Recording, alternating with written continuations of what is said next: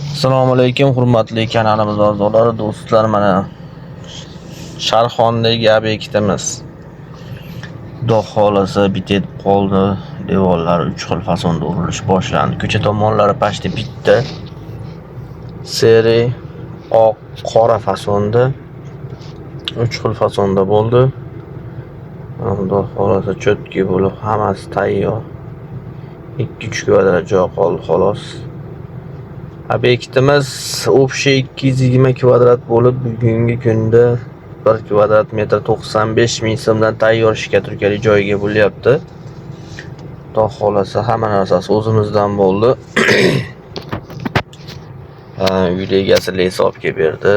O'sha ovqati, yot-joy bilan ta'minlayapti. Xo'p, ko'rib baho berishlaringiz mumkin do'stlar. Kimgadir gapga kamin zarar bo'lsa, bemalol ekranda raqamlarga telefon qilasizlar. Butun respublika bo'ylab xizmat ko'rsatamiz. Xudo xolasa bitgandan keyin polni bitta obzor qilib joylaymiz kanalga. Fikrlaringizni kommentariyaga yozib, yangi bo'lsalaring podpisatsiya bo'lib, like bosib qo'yishni unutmaysizlar. Sog' bo'linglar, salomat bo'linglar.